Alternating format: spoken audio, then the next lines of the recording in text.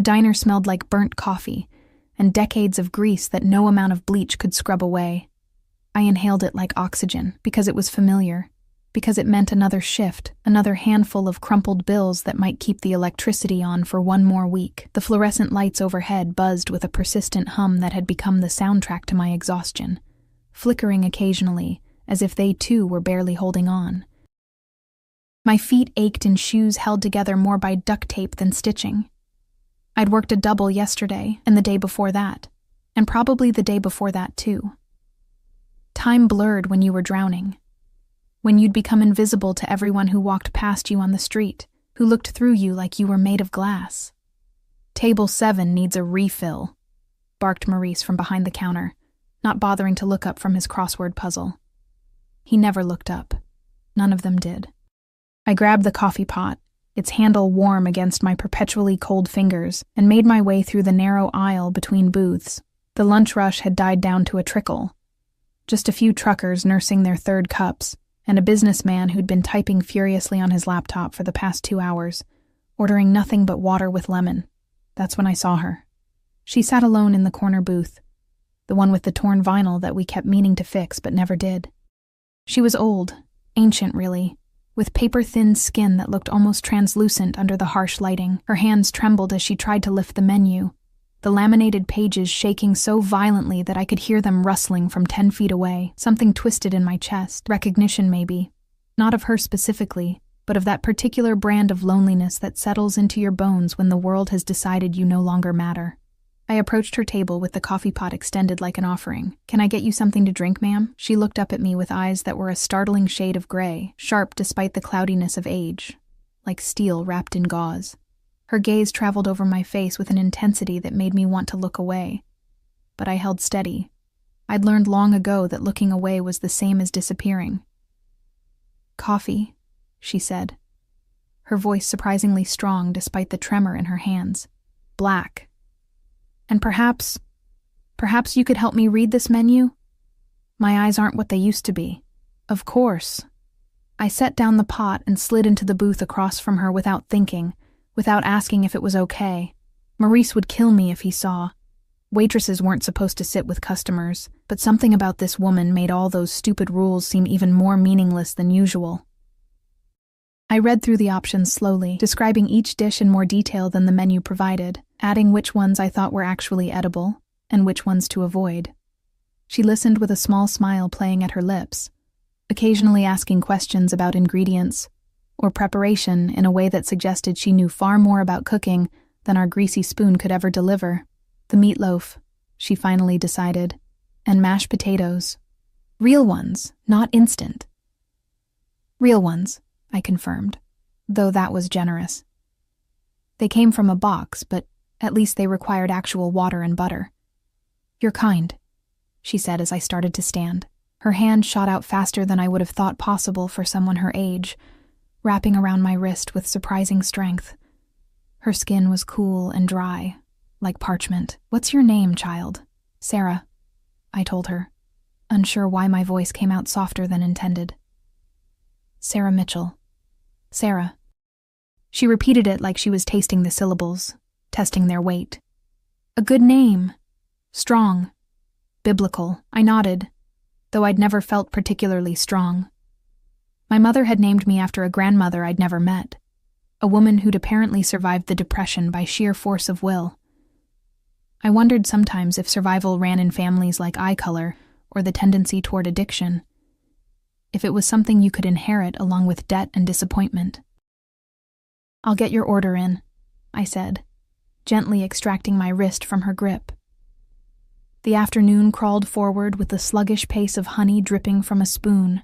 I brought the old woman her meatloaf, watched her eat with careful, measured bites, refilled her coffee 3 times.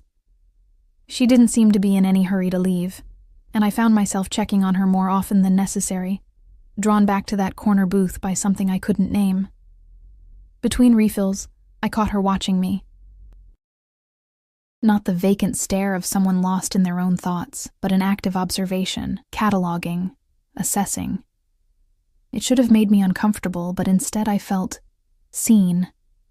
Actually seen, maybe for the first time in months.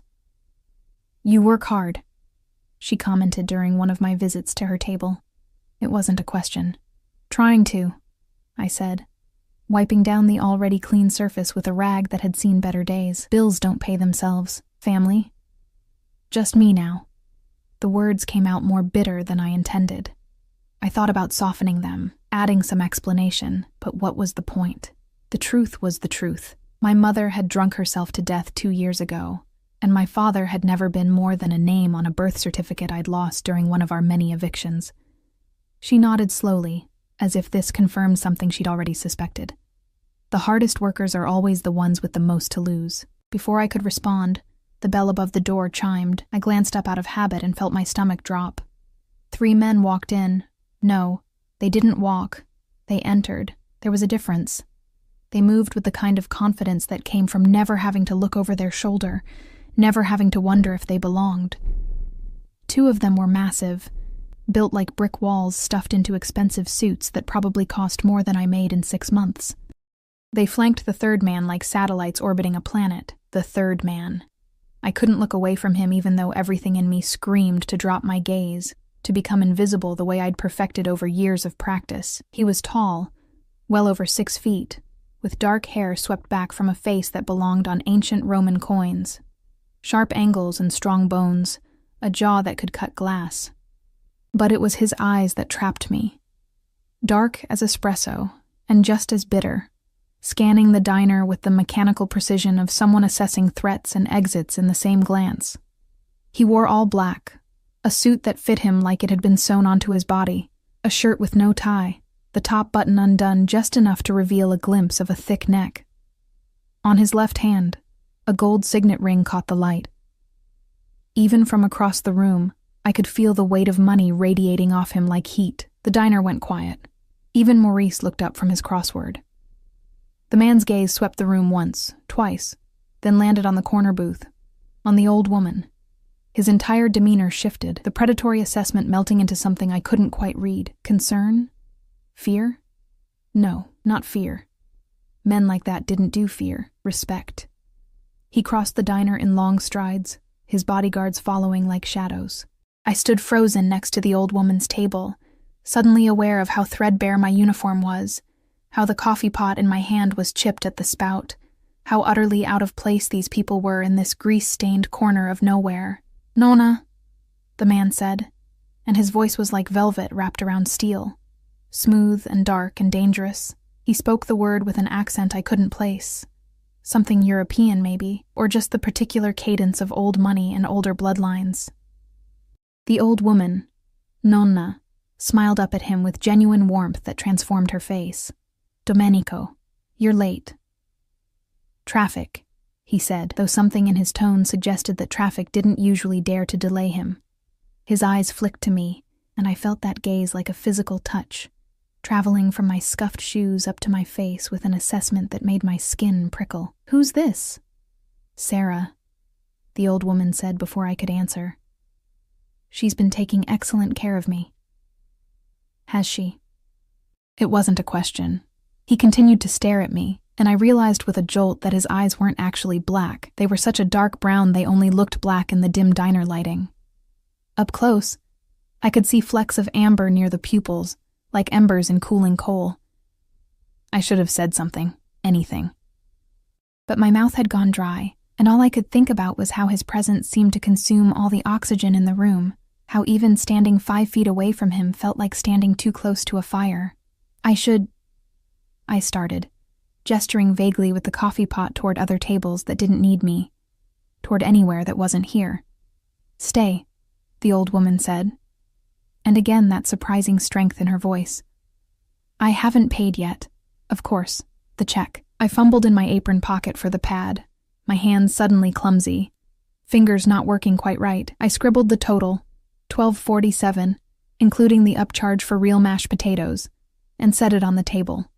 The man, Domenico, pulled out a wallet that looked like it was made from some kind of exotic leather. Crocodile, maybe. He extracted several bills without looking at them and dropped them on the table. I glanced down and felt my heart stop. Hundreds.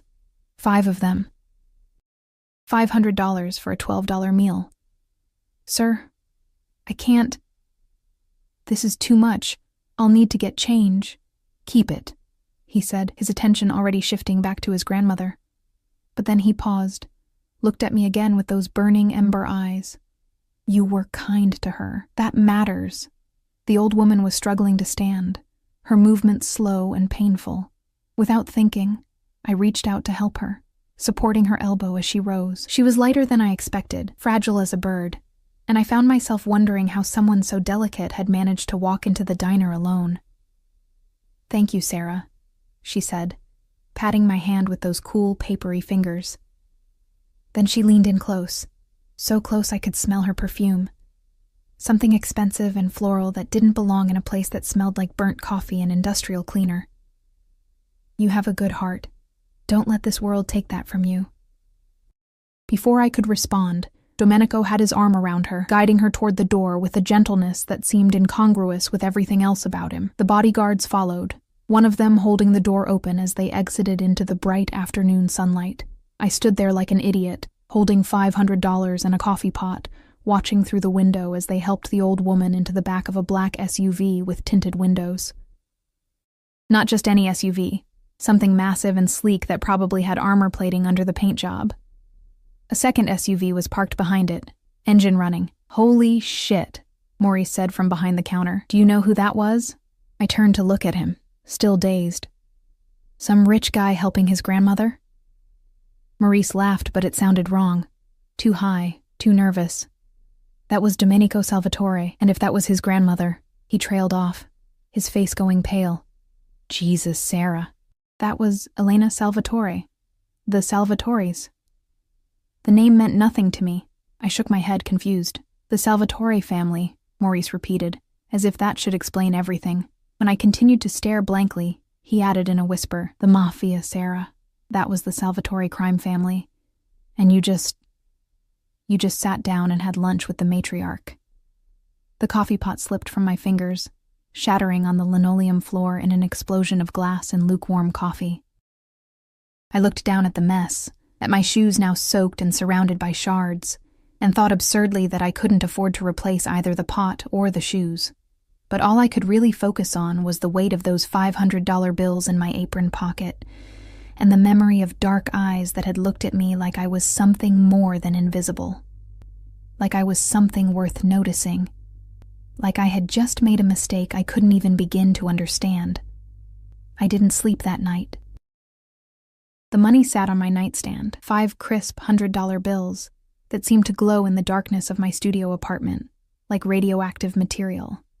I'd counted them 17 times, as if the number might change, as if they might transform into singles, or disappear altogether like some cruel magic trick. $500.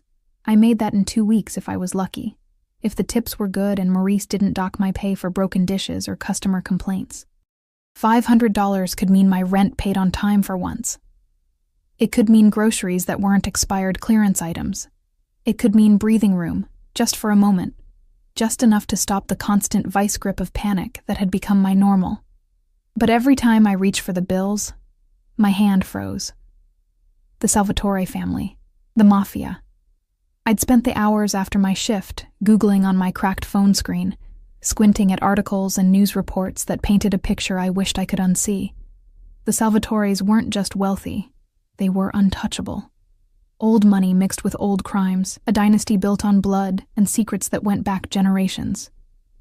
Domenico Salvatore himself was mentioned in dozens of articles, always carefully worded, always dancing around direct accusations. Alleged connections to organized crime, suspected money laundering, under investigation but never charged. The photos showed him at charity galas, at the openings of legitimate businesses, restaurants, hotels, import companies, always in expensive suits, always with that same predatory awareness in his eyes, even frozen in newsprint. In several photos, an older woman stood beside him, Elena Salvatore, his grandmother. The woman whose trembling hands I'd held while reading her a menu. I rolled onto my side, staring at the money in the thin light filtering through my broken blinds. The street lamp outside cast prison bar shadows across my floor, across the water stain on the ceiling that looked like a map of somewhere I'd never go, across the pile of unpaid bills I kept meaning to organize but couldn't bring myself to touch. You were kind to her. That matters. His voice echoed in my head, that dark velvet wrapped around steel. I pressed my palms against my eyes until I saw stars, trying to push away the memory of how he'd looked at me. Really looked at me. Like I was a puzzle he was trying to solve, rather than another invisible waitress in another forgettable diner. By the time my alarm went off at 5 a.m., I'd convinced myself that it didn't matter who they were. I'd been kind to an old woman, that was all. I'd accepted a generous tip, that was all.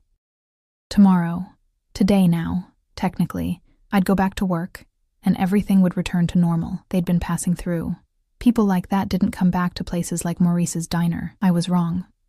The black SUVs were parked outside when I arrived for my shift at 6. Same massive vehicles, same tinted windows that reflected the gray morning light like dark mirrors.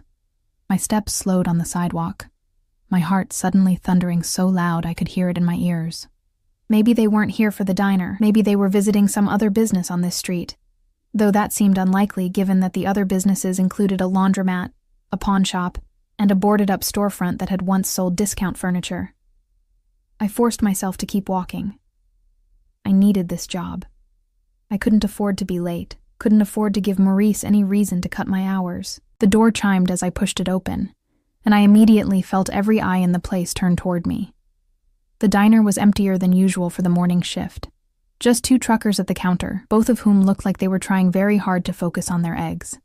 And in the corner booth, the same corner booth from yesterday, sat Elena Salvatore. She smiled when she saw me, that same warm expression that had transformed her face before. Sarah, good morning. My mouth opened, but no sound came out. I stood frozen in the doorway like a deer caught in headlights, my bag slipping from my shoulder to hang in the crook of my elbow. Don't just stand there, Mitchell, Maurice hissed from behind the counter. His face was pale, sheened with sweat despite the morning chill. Take the lady's order. Right. Order, that was my job. I was a waitress. This was a customer. The fact that this customer had a grandson who could probably make me disappear without a trace was irrelevant to my immediate responsibilities. I approached the booth on legs that felt like they belonged to someone else, pulling out my order pad with fingers that trembled only slightly. Good morning, Mrs. Salvatore. Coffee? You remembered how I take it? She said, sounding pleased. Black. And please call me Elena. Mrs. Salvatore makes me sound ancient. You came back. The words slipped out before I could stop them. I did. She folded her hands on the table, and I noticed she wasn't shaking today. Her movements were steady, controlled. The meatloaf was better than expected, and the company was excellent. Something about the way she said it made the hair on the back of my neck stand up. I'd spent enough years reading people, necessary when your survival depended on predicting which customers would tip and which would complain, which would leave quietly, and which would make a scene, to know when I was being tested. But for what? I couldn't begin to guess. I'm glad you enjoyed it. I kept my voice neutral, professional. What can I get you this morning? She ordered oatmeal and toast, nothing that would take long to prepare.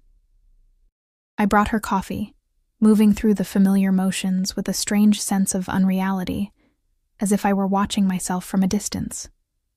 When I set the cup down, she caught my wrist again, that same surprising strength. Sit with me, Sarah. I can't.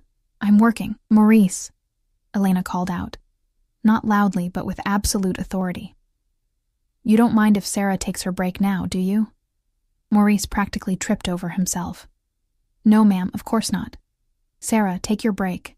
I slid into the booth across from her because I didn't have a choice, because Maurice had just given me permission, because refusing seemed more dangerous than complying. The vinyl was cold through my thin uniform, and I was suddenly hyper-aware of how close the door was, how the 2 truckers were studiously not looking at us, how one of the bodyguards, the one with the scar through his eyebrow, stood just outside the window, watching. You're afraid? Elena observed. It wasn't a question. Should I be?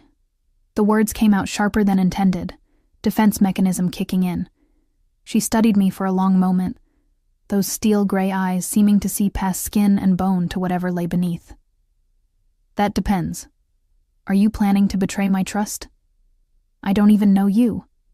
No, she agreed, but you helped me yesterday. Not because you knew who I was, you clearly didn't, but because you saw an old woman struggling and you chose kindness. Do you know how rare that is? I thought about the streets I walked every day, the people who stepped over homeless veterans and ignored crying children, the way everyone seemed wrapped in their own survival to the point where compassion became a luxury no one could afford. Not that rare, I said quietly. Rarer than you think. She took a sip of her coffee, and I noticed she held the cup with both hands, as if savoring the warmth. My grandson has people watching me constantly. Bodyguards, drivers, security checking every location before I arrive. Yesterday I slipped away from them. Told my driver I was visiting a friend and had him drop me at the corner. I wanted to be just an old woman for a few hours, to see how people treat you when they don't know your name, your connections, your power. My stomach dropped. Yesterday was a test, not a test, an observation. She set down her cup. You failed to recognize me. You failed to offer special treatment. You failed to see me as anything other than another customer who needed help. She smiled. Those were the most refreshing failures I've experienced in decades. I didn't know what to say to that. The silence stretched between us, filled with the distant clatter of dishes and the hum of the refrigerator and the sound of my own heartbeat. Why are you telling me this? I finally asked. Because my grandson wants to meet you properly. The words hit me like cold water. No. Sarah.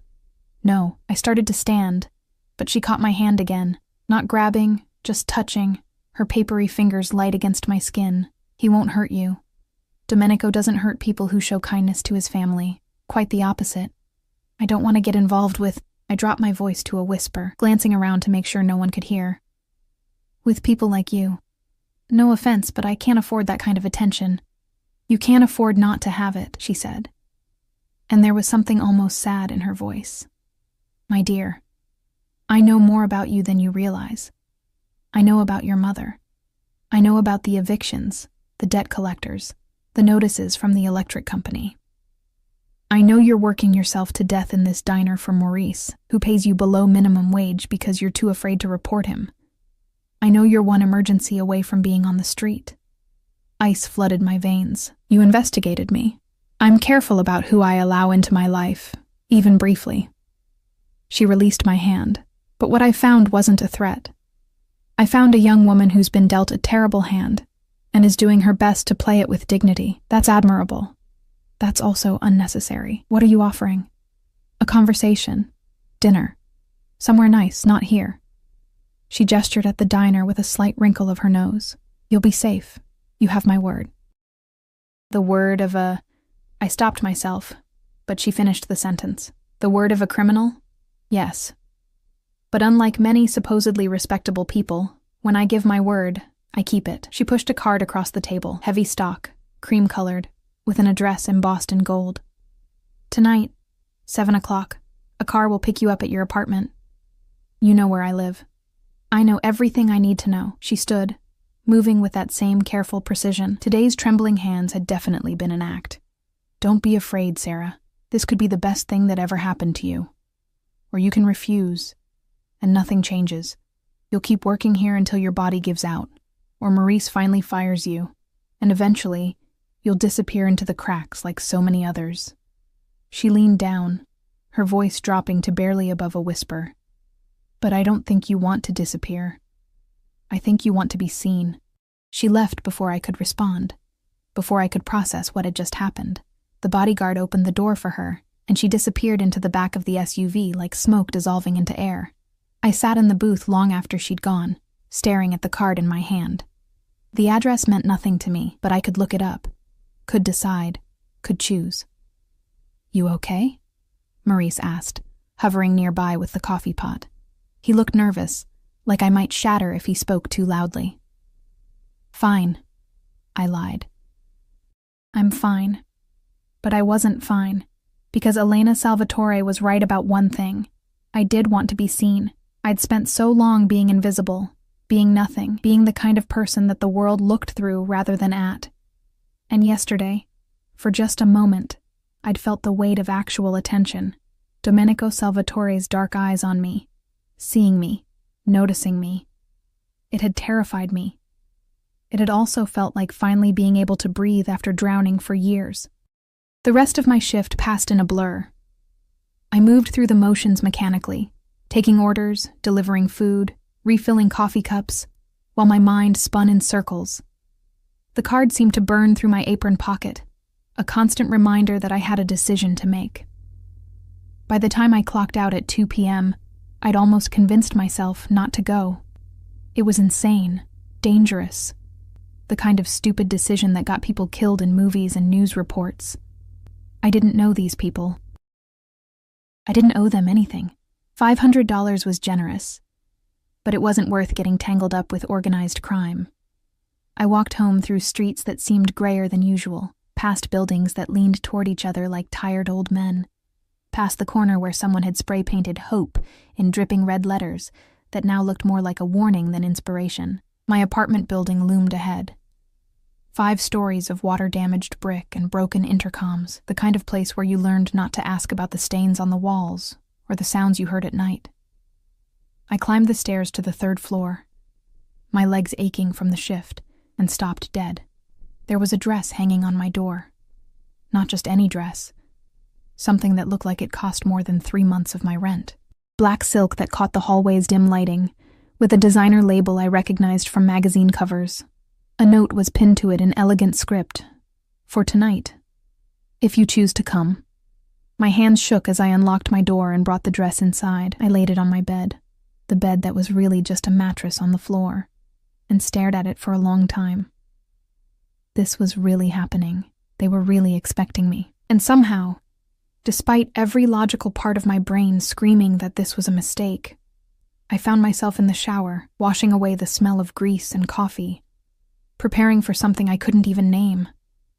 The dress fit perfectly. I stood in front of my cracked bathroom mirror, the only mirror I owned, and barely recognized the woman staring back at me.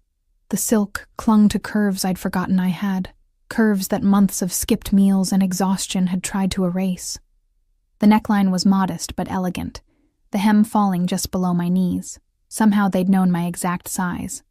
That thought should have terrified me more than it did. I'd used the last of my makeup, remnants from a life before my mother's death when I'd still believed in things like dates and futures. My hands trembled as I applied mascara, the wand nearly poking my eye twice. I didn't own heels that would work with this dress. Didn't own heels at all, really, so I'd settled for my least worn pair of flats, black canvas that had somehow survived relatively unscathed. At 6:55 p.m., I heard the car. Not the sound of a normal engine, but the purr of something expensive, something that didn't belong on my street any more than I belonged in this dress. I grabbed my bag, a worn canvas thing that clashed horribly with the silk, and made my way downstairs before I could change my mind. The SUV was parked directly in front of my building, as black and sleek as I remembered.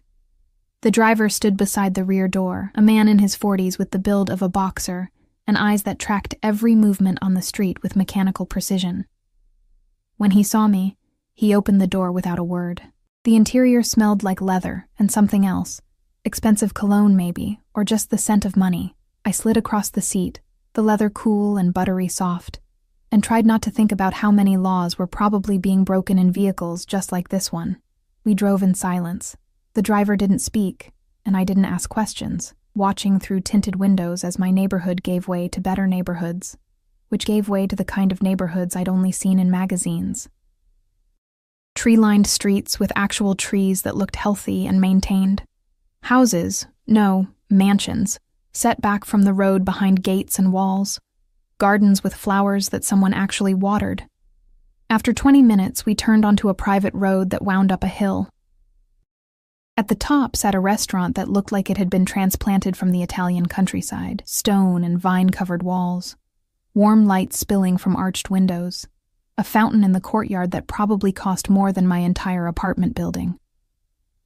The driver opened my door, and I stepped out onto cobblestones that were smoother than the floors in my apartment. Another man in a suit, this one younger, with sharp features and an earpiece, gestured toward the entrance. "Ms. Mitchell, they're expecting you." They. Not she. Not Elena. My heart hammered against my ribs as I walked through the courtyard, past the fountain with its perfectly clear water, through doors held open by yet another suited man. The interior was dimly lit, all warm wood and soft candlelight, with tables spaced far enough apart that conversations would be impossible to overhear. Classical music played quietly in the background, something with strings that made me think of old movies and lives I'd never live. A woman in an elegant black dress approached, her smile professional and impersonal. "Ms. Mitchell, right this way." She led me through the main dining room, where well-dressed couples ate dishes I couldn't name, past a staircase with a velvet rope, up to the second floor where the lighting was even lower, the atmosphere even more intimate. We walked down a hallway lined with oil paintings, originals, by the look of them, until we reached a door at the end. The hostess knocked once, then opened the door and stepped aside. The private dining room was smaller than I expected, dominated by a table set for 3. Candles flickered in silver holders.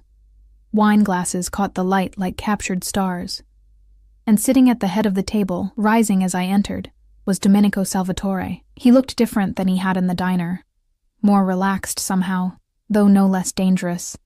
He'd removed his jacket, his white shirt rolled to the elbows, revealing forearms that suggested he was more than just a man who signed papers and gave orders. A watch that probably cost more than a car circled his wrist. The signet ring still gleamed on his left hand. "Sarah." My name in his voice was different than it had been yesterday, warmer, almost intimate. "Thank you for coming." Elena sat to his right, smiling at me with genuine pleasure. "You look beautiful, dear. I knew that dress would suit you." I stood frozen in the doorway, suddenly aware of how out of place I was, how this silk dress couldn't hide what I was. A waitress from a failing diner who didn't belong in rooms like this, with people like this. "Please, sit." Domenico gestured to the chair opposite Elena, across from him. When I didn't move immediately, he added more softly, "You're safe here. I promise." The word promise from his mouth carried weight. I found myself moving forward, my feet carrying me to the chair before my brain caught up. He held it for me, pushing it in as I sat, and I caught a whiff of his cologne, something dark and woody with notes of bergamot. Expensive. Everything about him was expensive. He returned to his seat, and for a moment, we just looked at each other across the table. His eyes in the candlelight were the color of dark honey, warmer than I remembered, but still sharp, still assessing. I wondered what he saw when he looked at me, whether he saw past the dress to the fear underneath, the exhaustion that no amount of makeup could fully hide. "You're wondering why you're here," he said. Not a question. Among other things, a slight smile tugged at his lips. "I appreciate directness. It's rare. In your world, maybe. In every world." He poured wine into my glass, something red that probably cost more than my monthly rent. "My grandmother tells me you were kind to her, that you helped her without expectation of reward." I was doing my job. No. Elena leaned forward, her gray eyes intent. "You went beyond your job. You sat with me. You read to me. You made me feel human rather than—" She paused, choosing her words carefully, "rather than a burden." I took a sip of wine to avoid responding. It tasted like velvet and dark fruit and something I couldn't identify. It tasted like everything I'd been missing without knowing it existed. "She also tells me you're struggling," Domenico continued, and I felt my spine stiffen. "Working yourself to exhaustion for wages that barely keep you alive. No family, no safety net. One emergency away from homelessness." "I'm fine," I said automatically. The lie I'd told myself so many times it almost felt true. "You're not fine." He said it gently, but firmly. "And there's no shame in admitting it. The world is designed to grind people like you into dust. You work hard, you follow the rules, and you still can't get ahead because the system is rigged against you. And you're part of that system," I pointed out, meeting his eyes. "You're part of what's rigged." Something flashed in his expression. Surprise, maybe, or approval. "I am. I don't pretend otherwise." He leaned back in his chair, studying me. "But I also believe in taking care of people who show loyalty, who show character. And you showed both to my grandmother. So this is a job offer? No.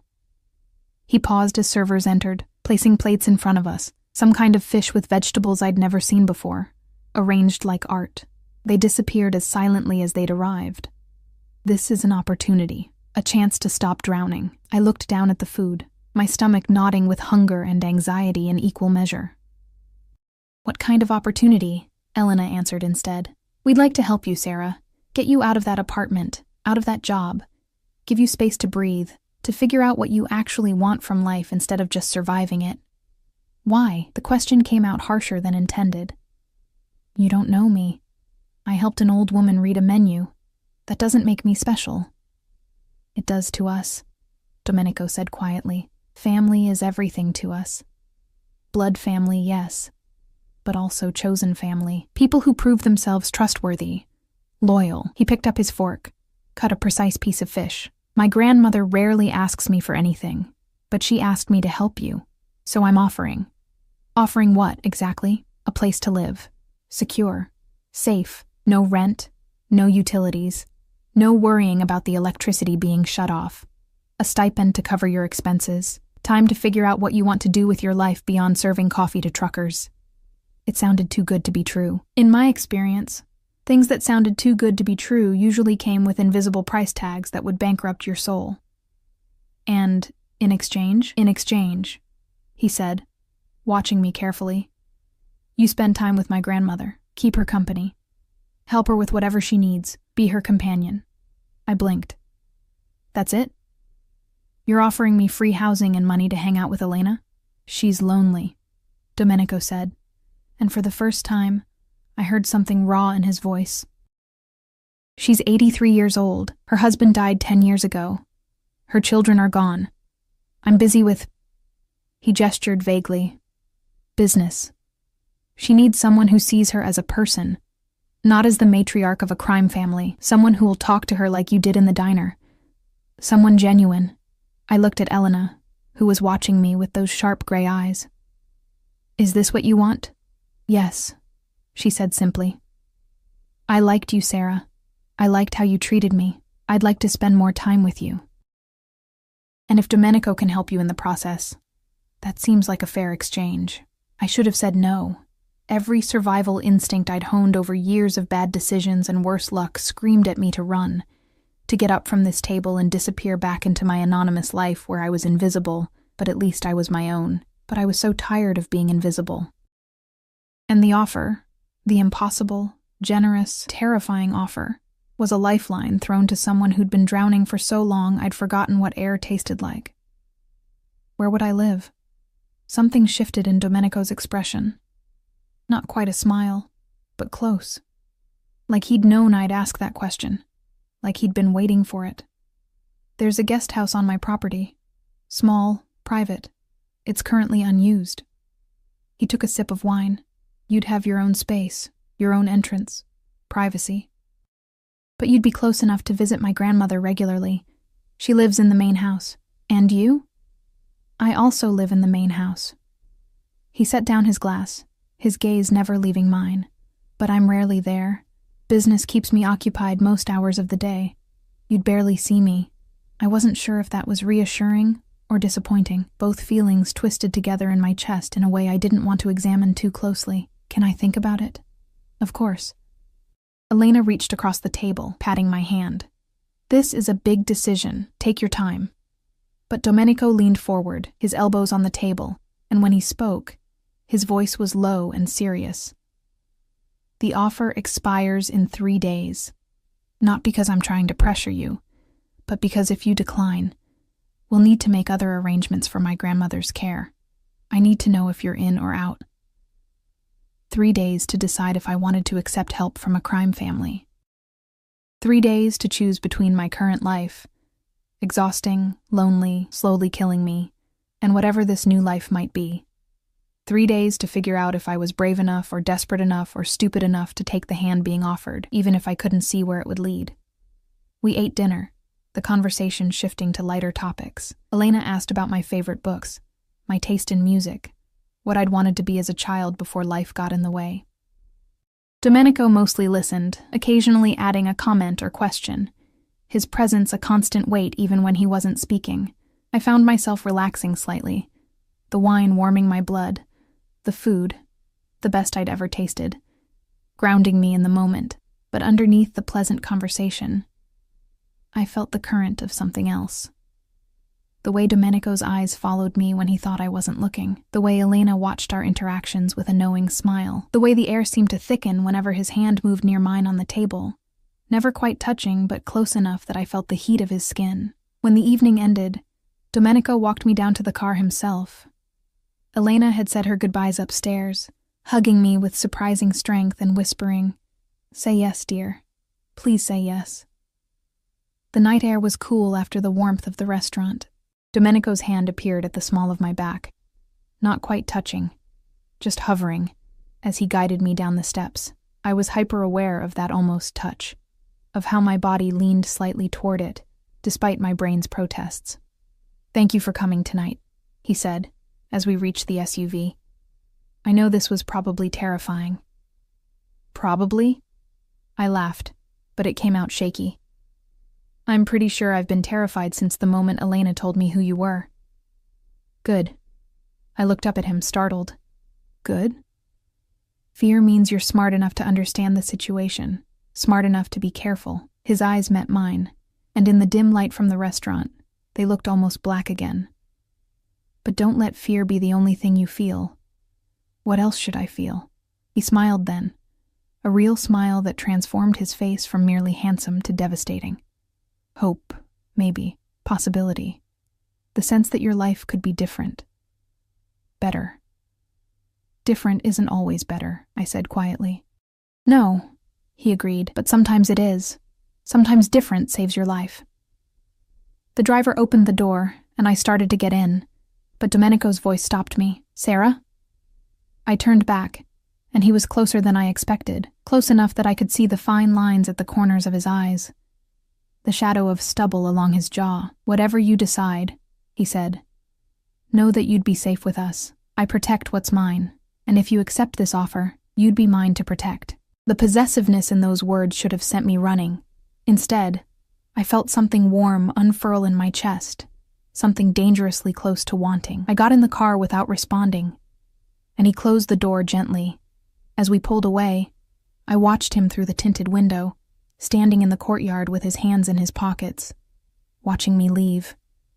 Even at a distance, even through darkened glass, I could feel the weight of his gaze. The dress was still on my bed when I got home, a reminder that this had been real, that tomorrow I'd wake up and have to decide. 3 days. I pulled out my phone and Googled the Salvatore family again, reading until my eyes burned and my phone battery dropped to 5%. Every article painted the same picture.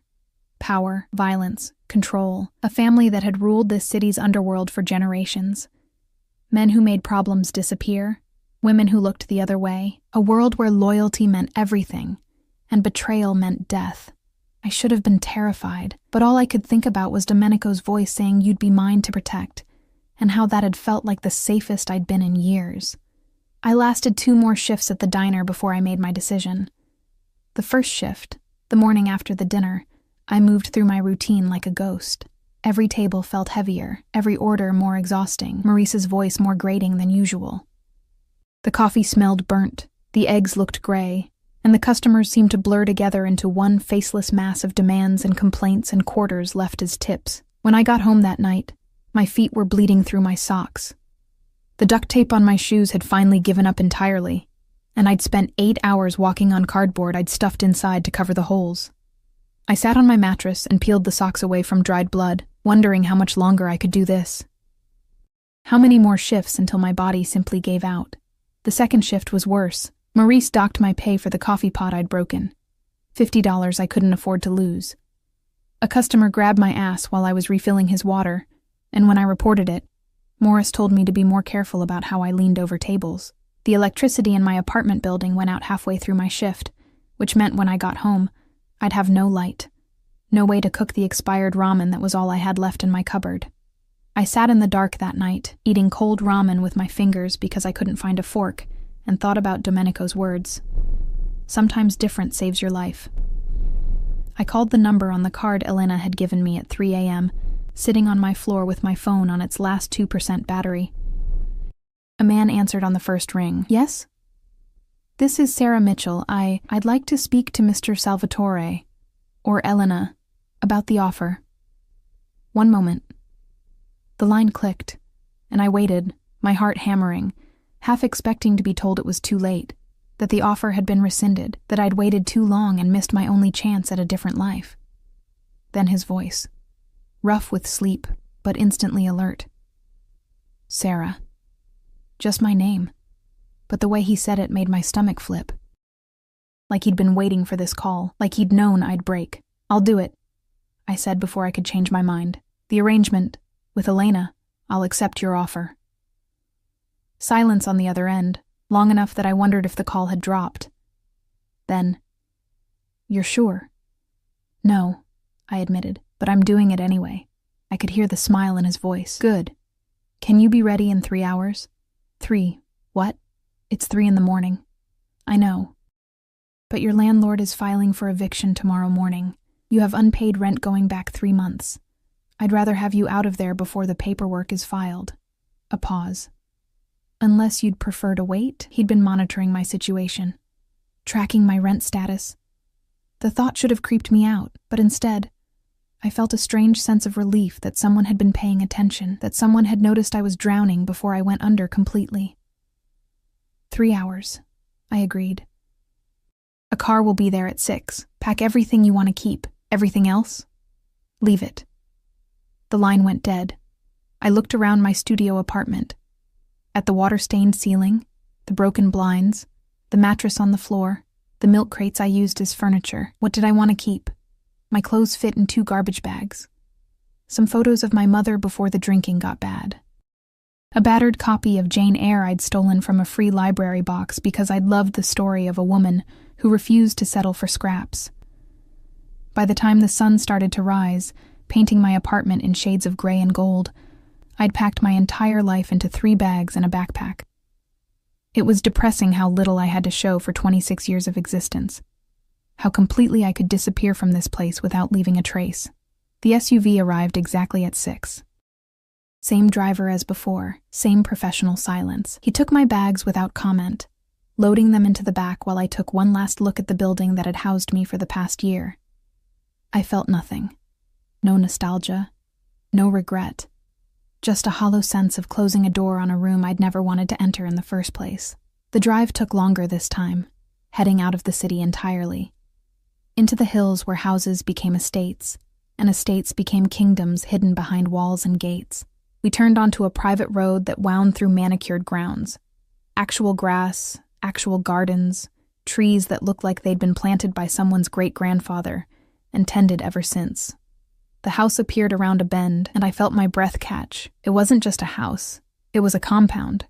The main building was 3 stories of stone and glass, Mediterranean architecture with terracotta roofs and arched windows that caught the morning light. Wings extended on either side, and beyond them, I could see other structures, a pool house, what looked like a guest cottage, some kind of garage that probably held more cars than I'd owned in my lifetime. We drove past the main house, following a gravel path that curved through more gardens, and stopped in front of a smaller building tucked behind a grove of olive trees. The guest house. But calling it a guest house was like calling the ocean damp. It was a cottage straight out of a fairy tale. Stone walls covered in climbing roses.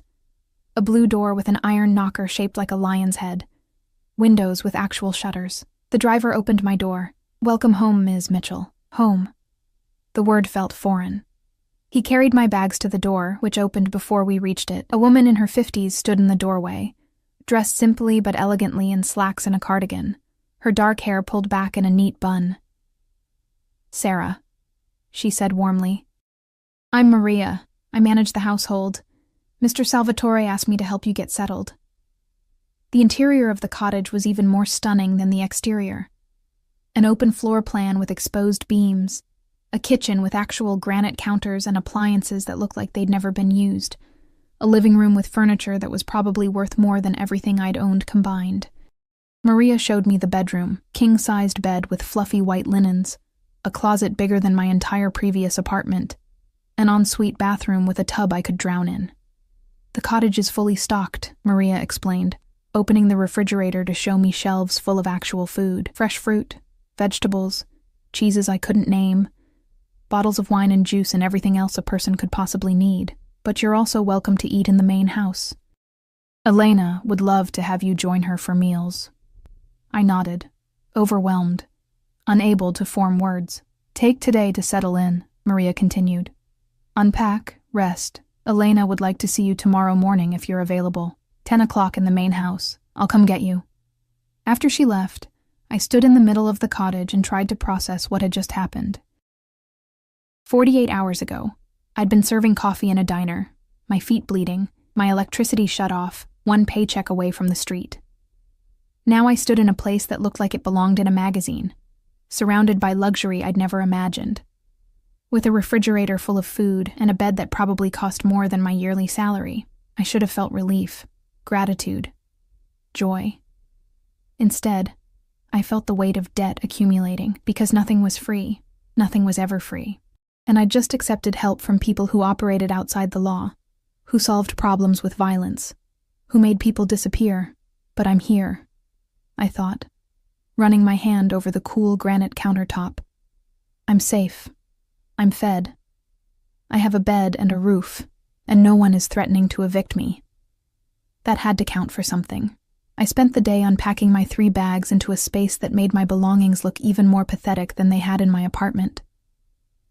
My clothes barely filled a quarter of the closet.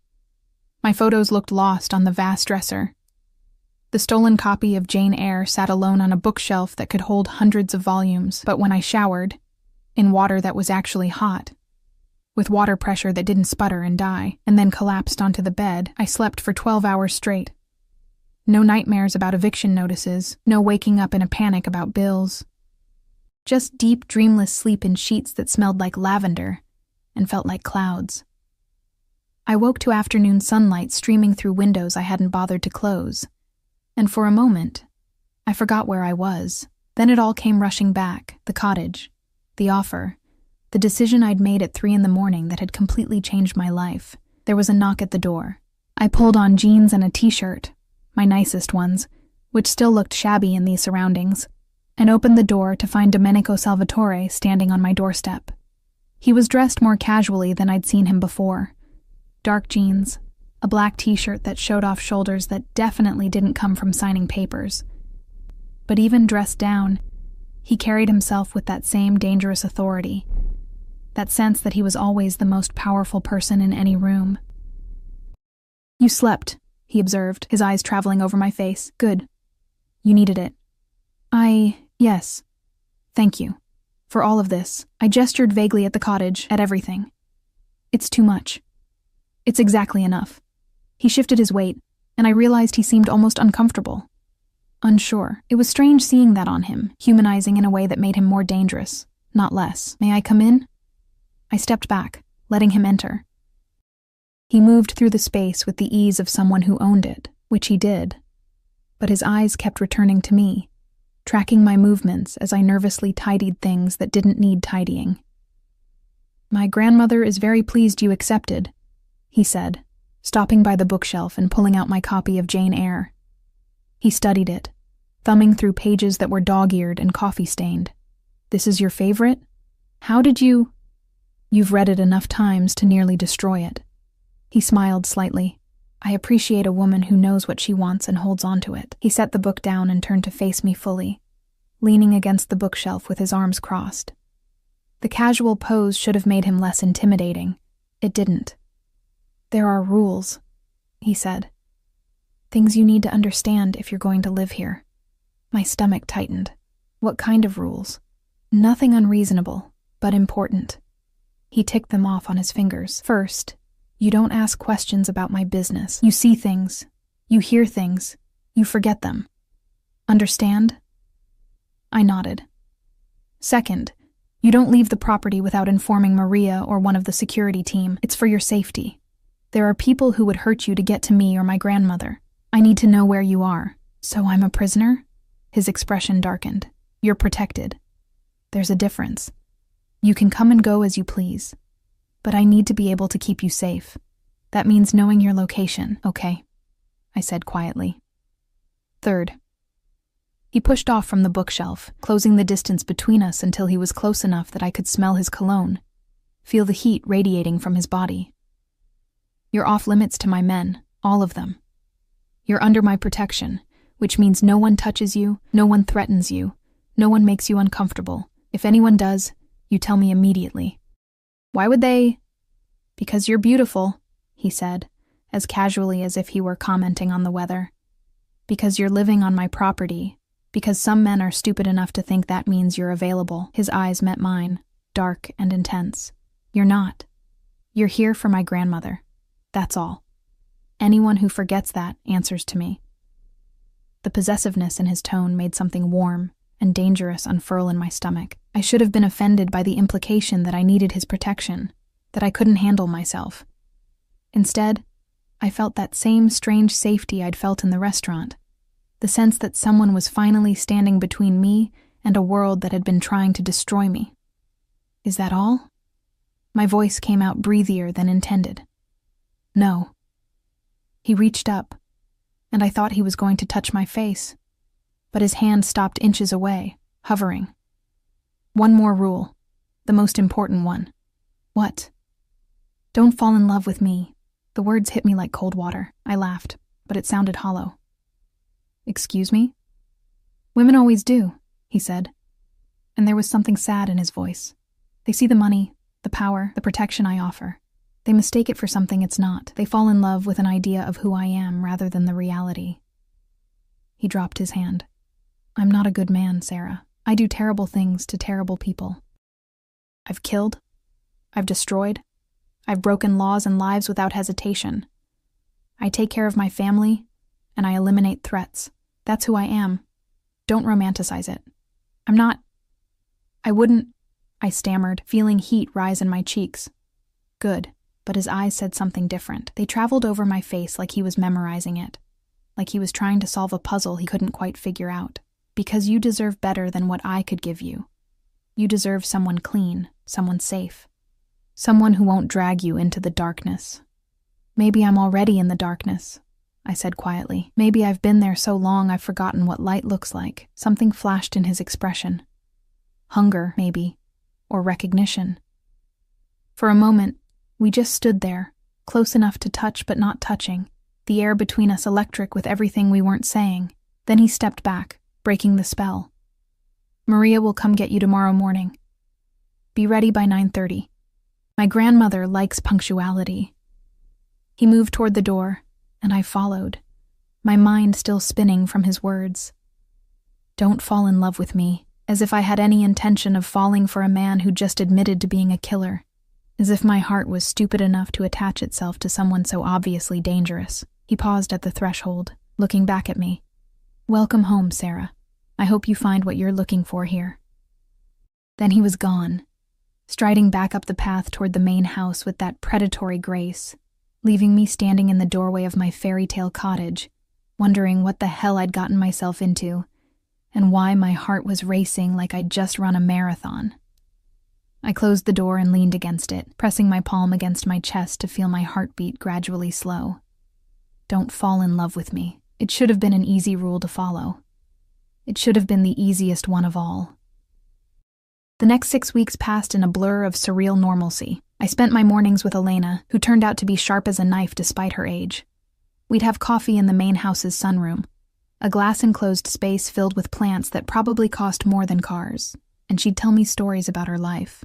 Not the crime family parts, never that, but stories about growing up in Sicily, about immigrating to America with nothing, about meeting her husband at a church social and knowing immediately he was the one. He was dangerous, she told me one morning, her eyes distant with memory. Everyone said to stay away from him. But danger isn't always bad, Sarah. Sometimes danger is just power that hasn't learned to be gentle yet. I thought about Domenico when she said that. How I'd barely seen him in the week since I'd arrived. Just glimpses as he left early in the morning, or returned late at night. Always surrounded by his men, always on the phone. always moving like a shark that would die if it stopped swimming. The few times our paths crossed, he'd nod politely, ask how I was settling in, then disappear before I could form a response. It was like he was avoiding me. Like that moment in the cottage, the almost touch, the warning not to fall for him, had scared him as much as it had scared me. Afternoons, I explored the property. The gardens were massive, with hidden pathways and secret corners where you could sit and read and forget the world existed. I found a bench under a willow tree that became my favorite spot, where I'd bring books from the main house's library. Actual first editions. Leather-bound volumes that I handled like religious artifacts. Maria checked on me daily, always with some excuse. Did I need anything? Was the cottage comfortable? Would I like to join the staff for dinner? I realized slowly that she was lonely too, that working for a family like the Salvatores meant isolation from the normal world. We became friends, cautiously at first, then more genuinely as the weeks passed. Evenings, I'd return to my cottage and try to process my new reality. I had money now. Domenico had set up an account with what he called a modest stipend that was more than I'd made in 6 months at the diner. I had food, shelter, safety. I had time to breathe, to think, to remember what it felt like to be human instead of just surviving. But I also had questions about the men in suits who came and went at odd hours, about the conversations that stopped when I entered a room, about the night I'd woken to the sound of cars and seen Domenico walking across the grounds with blood on his white shirt, his face carved from stone, his men flanking him like an honor guard returning from war. I didn't ask. That was the first rule. You don't ask questions about my business. But I wondered. God, how I wondered.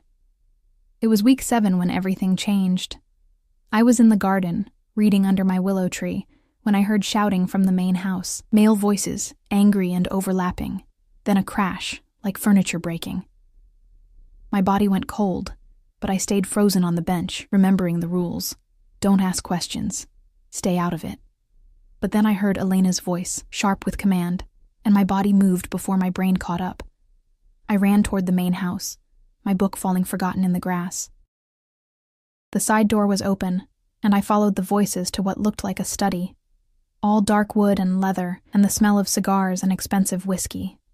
Domenico stood in the center of the room, his jaw tight with fury, facing 3 men I didn't recognize.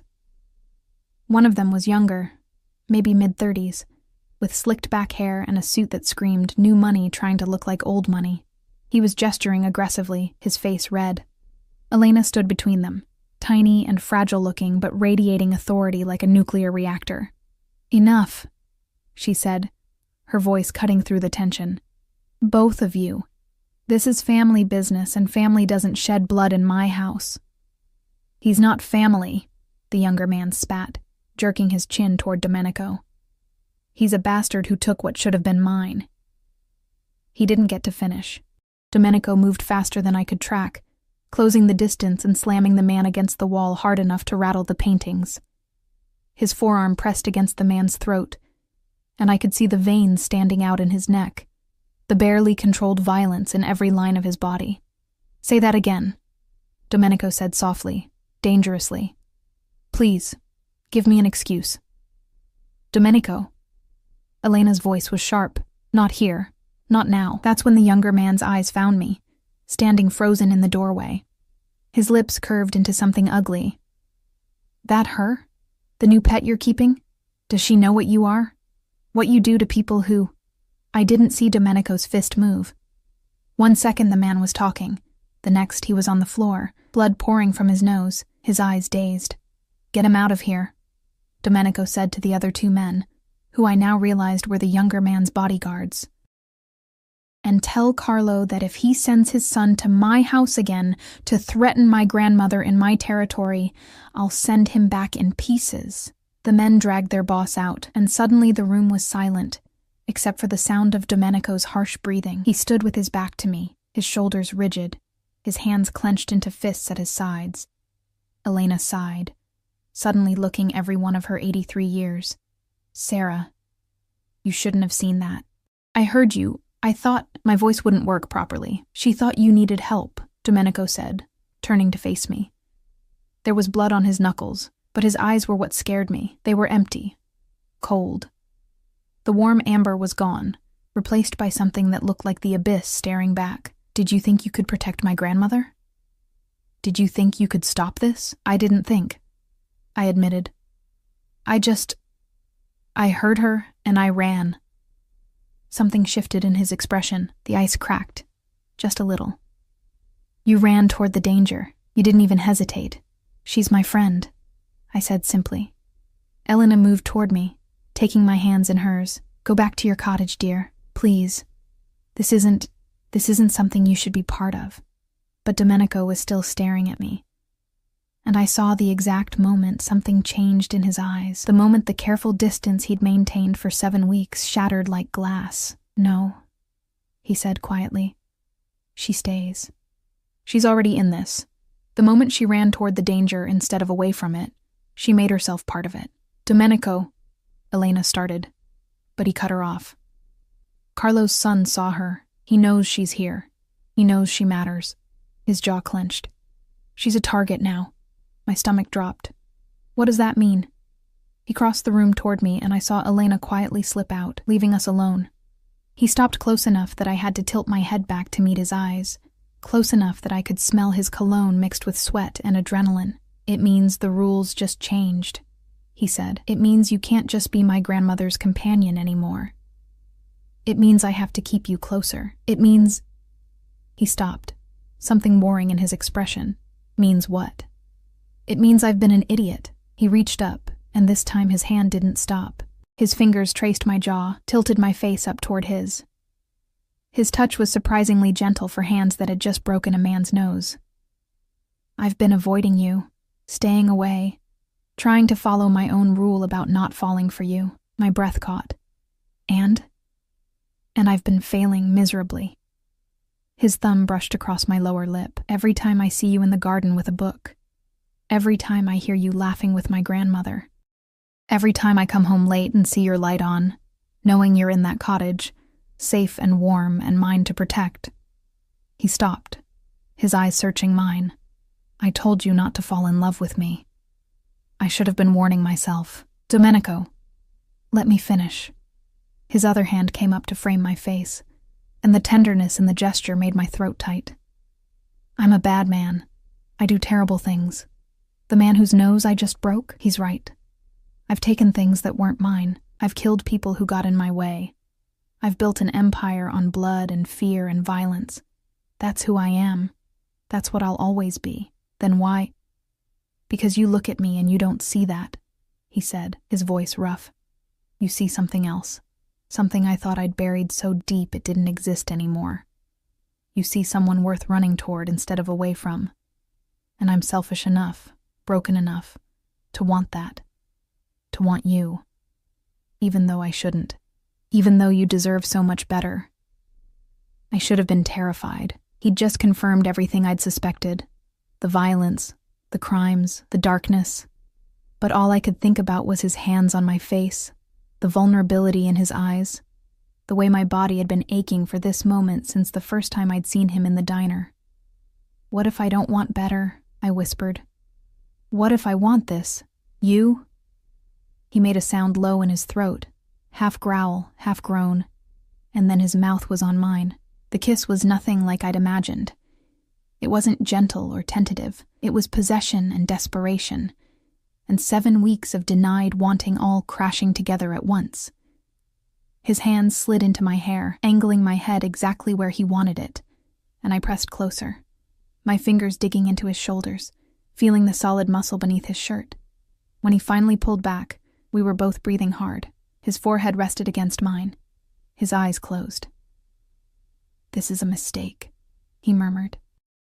Probably, I agreed. You're still going to end up hurt, maybe.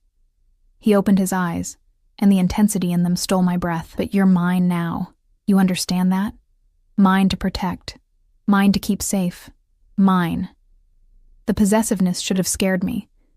Instead, it felt like finally coming home after years of wandering. Yours, I agreed. The next weeks were different. Domenico stopped avoiding me. Instead, I found myself pulled deeper into his world. Not the criminal parts, never that, but the rest of it. Dinners in the main house with him and Elena, his hand always finding mine under the table. Walks through the garden where he'd tell me about his childhood, about inheriting a legacy he'd never asked for but had learned to master. Nights in the study where he'd work and I'd read, existing in the same space, the silence between us comfortable and warm. The danger he'd warned me about never materialized. Carlo's son disappeared. I didn't ask where, and life settled into a new normal. A normal that included Domenico's hand at the small of my back, his lips on my temple in greeting, the way he'd check on me throughout the day like he couldn't quite believe I was real. Elena watched our relationship develop with knowing eyes and a satisfied smile. I knew, she told me one morning over coffee, from the moment he saw you in the diner. The way he looked at you, I've never seen him look at anyone like that. Like what? Like you were air, and he'd been drowning. 3 months after that first kiss, Domenico took me back to the diner. Maurice had closed it down, couldn't make rent without staff willing to work for nothing. The building was empty now, windows dark, a for lease sign in the window. We stood on the sidewalk outside, and he pulled me against his chest, his chin resting on top of my head. "Do you miss it?" he asked. I thought about the burnt coffee, the bleeding feet, the exhaustion that had seeped into my bones. I thought about being invisible, being nothing, being someone the world looked through rather than at. "No," I said honestly. "I don't miss any of it. Good." He turned me in his arms so I was facing him. "Because I'm never letting you go back to that life. Never letting you be invisible again. You're mine, Sarah. And I take care of what's mine." He kissed me there on the sidewalk, in front of the diner where we'd first met, where I'd helped an old woman read a menu and accidentally changed my entire life. When he pulled back, he was smiling. That devastating smile that transformed his face and made me forget he was dangerous. "Come on," he said, taking my hand. "Let's go home." Home. The cottage that had become mine. The property where I was safe. The family I'd found in Elena and Maria, and even the guards who nodded respectfully when I passed. The man who'd pulled me from drowning and taught me how to breathe again. 6 months later, on a morning that smelled like jasmine and coffee, Domenico found me in the garden under my willow tree. He was carrying something, a small box covered in velvet. "I have something for you," he said, sitting beside me on the bench. "Another gift? You already give me everything." "Not everything. Not yet." He opened the box to reveal a ring, a simple band with a single diamond that caught the sunlight and threw rainbows across the grass. "I'm not a good man, Sarah. I'll never be a good man, but I'm yours. Completely. Irrevocably. And I'm asking, begging, for you to be mine. Officially. Forever." My hands shook as I reached for the ring. "You're asking me to marry you? I'm asking you to choose this life. This darkness. Me, knowing exactly what I am and what it means." His voice was steady, but his eyes betrayed him. Hope and fear and love all tangled together. "I'll understand if you say no, if you want something cleaner, something safer." I kissed him, cutting off the words. When I pulled back, I was crying, but for the first time in my life, they were happy tears. "Yes," I said. "Yes to all of it. The darkness, the danger, you, all of it. Yes." He slid the ring onto my finger with hands that trembled slightly, then pulled me into his lap, burying his face in my neck. I felt him breathe deeply, like he was trying to memorize my scent, the feel of me in his arms. "I love you," he murmured against my skin. "I shouldn't. It makes me weak, makes you a target. But I love you anyway. I love you desperately. I love you too," I whispered back. "My dangerous, beautiful, broken man. I love you too." We were married a month later in the garden under the willow tree, with Elena crying happy tears and Maria fussing over my dress. White silk that Domenico had chosen, that fit perfectly because he knew every inch of me by heart. His men stood as witnesses, dangerous men in expensive suits who'd kill for him without question, but who smiled at the ceremony like they'd never seen their boss happy before. When he kissed me as his wife, he whispered against my lips, "You saved me. You know that? You walked into my life in a diner, helping my grandmother, and you saved me without even trying." "We saved each other," I corrected. Because it was true. He'd pulled me from drowning, but I'd taught him how to feel human again. He'd given me safety and protection, but I'd given him love and vulnerability. We were both broken things that had found each other and somehow made something whole. That night, in our bedroom in the main house, I'd moved from the cottage after the engagement. He held me close and traced lazy patterns on my skin. "No regrets?" he asked. I thought about the girl I'd been 6 months ago. Invisible. Exhausted. Slowly dying in a grease-stained diner. I thought about the woman I'd become. Loved, protected, cherished by a dangerous man who'd chosen to be gentle with me, who'd given me a family, a purpose, a life that felt worth living. "Not a single one," I said. And I meant it. Years later, when people would ask how we met, I'd tell them the truth. I was a waitress who helped an old woman not knowing she was the Mafia boss's mother testing me. I'd been kind without expecting reward, genuine without knowing I was being observed, and that single act of compassion had led to this, to love, to family, to a life I never could have imagined. Elena would always smile when I told that story, reaching over to pat my hand with her papery fingers. "I knew the moment I saw you," she'd say. "I knew you were exactly what my grandson needed, what our family needed, someone real, someone who chose kindness even when it cost them." Domenico would pull me close and kiss my temple, his way of showing affection in front of others. And I'd lean into him, this dangerous man who'd become my everything, and silently thank whatever fate had led me to that diner on that particular day. Because some mistakes turn out to be the best decisions you ever make. Some dangers are worth running toward. And sometimes, the darkness isn't something to fear.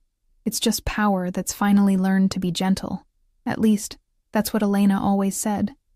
And she was never wrong.